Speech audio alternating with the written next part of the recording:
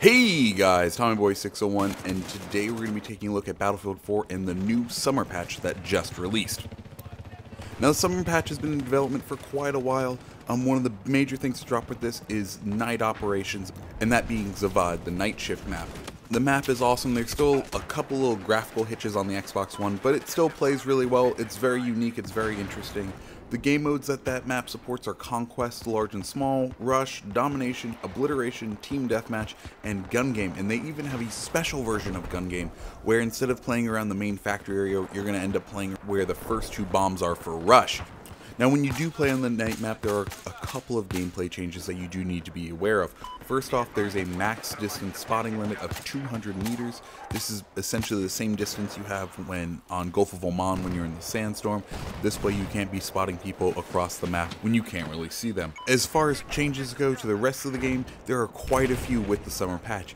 One of them being audio obstruction. If you are on the other side of a wall from another player and he's firing his gun, the gun will now have a muffled sound. It's essentially an upgrade to the positional audio, so you're able to extrapolate where players are much easier. And this is awesome because Battlefield has always had this great sound, and this is just another step that they're taking to really improve the sound. DICE also implemented a ton of netcode improvements. I cannot explain them, they're very complicated. If you want to read all about them, I'm going to go ahead and leave the official patch notes down below in the comments section. Go ahead, take a look at those. There's a couple of really interesting things. Now on the topic of the netcode, there's one outward facing thing that DICE did do. They decided to change up the symbols for packet loss. Now if you remember, you'll sometimes get like a weird 4-square little symbol, and one of the squares will be colored in a certain way, and that's supposed to tell you what kind of packet loss you're experiencing. Well, now DICE decided to go ahead and actually make a chart and put in icons that make sense instead of just squares. So these are the new ones. Take a look at them. If you get these, you're probably needing either a better internet connection or something's going on with the network. One other back-end thing that DICE has implemented is a new team balancer. I haven't seen it in effect very much. I haven't played too much since the patch came out, but hopefully it'll no longer be just one side dominating the other in games like Rush. Okay, so now we're going to go ahead and enter into vehicle changes. Now the first and really big one is turret rotational speed has been standardized across all vehicles, and in addition to that, now the consoles have a sensitivity just for vehicles, and it's a pretty significant one. I'll put up a video right now of default sensitivity and then at full sensitivity, and you can see how much quicker you can rotate that thing. I think I'm going to leave mine closer to default. I hate really high sensitivities. I play on a very low sensitivity, and that's just how I like to play.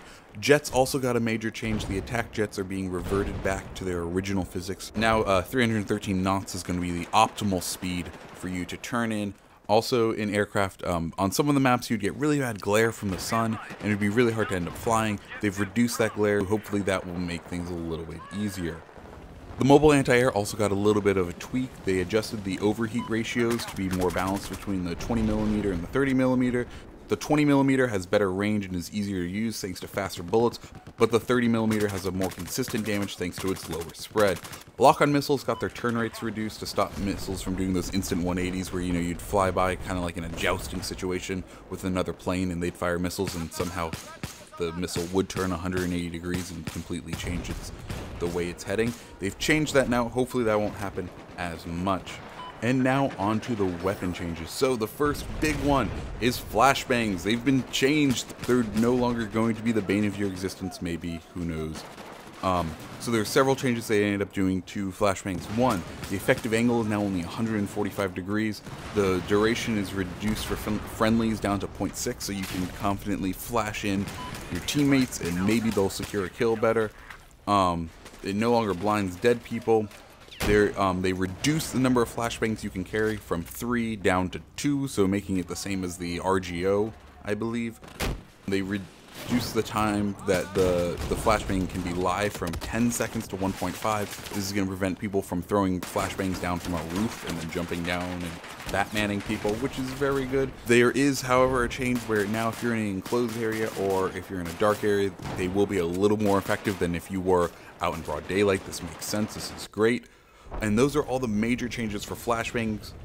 Other big weapon change things. The false reload bug has finally been fixed. That thing that's been around forever where you shoot, you think you've reloaded, you go to fire again, and it ends up you're empty. That has now finally been fixed. Another big change is the tracers. They are no longer as prominent, so they're no longer going to be distracting you when you fire your gun. Other small changes, the M15 AT mine has a little blinking red light on it now to help you see it in the dark. A couple guns got a name change. The RPK 74M got changed to the RPK, and the L96 is now the L115.